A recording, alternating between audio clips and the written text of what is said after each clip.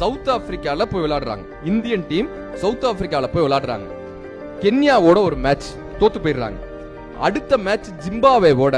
அந்த மேட்ச்ல இந்தியா தோத்துருச்சுன்னா அவ்வளவுதான், அந்த சீரியஸ் விட்டு வெளியேறணும். சச்சின் அந்த மேட்ச்ல விளையாடிட்டு இருக்காரு. அவருக்கு ஒரு தகவல் வருது, அவங்க அப்பா இறந்து போயிட்டாருங்க. சச்சின் அன்னைக்கு நைட்டு கிளம்பி வீட்டுக்கு வர்றாரு. அப்பாவுடைய ரிச்சுவல்ஸ் எல்லாம் முடியுது. அஸ்தி கரைக்கப்படல. கிளம்பி மேட்ச் விளையாட போயிட்டாரு, கிரிக்கெட் விளையாட போயிட்டாரு. திரும்ப கிளம்பி சவுத் ஆப்பிரிக்காக்கு வந்து வேர்ல்டு கப் சீரிஸ் விளையாட போறாரு.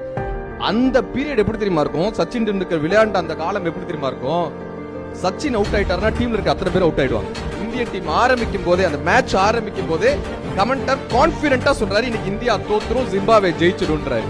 ஆனால் அப்பா இறந்த தருணத்தில், அப்பாவினுடைய அஸ்தி கரைக்கப்படாத அந்த தருணத்தில், அப்பாவினுடைய அந்த அத்தனை துக்கங்களையும் தாங்கிக் கொண்டு சச்சின் டெண்டுல்கர் களமிறங்குகிறார்.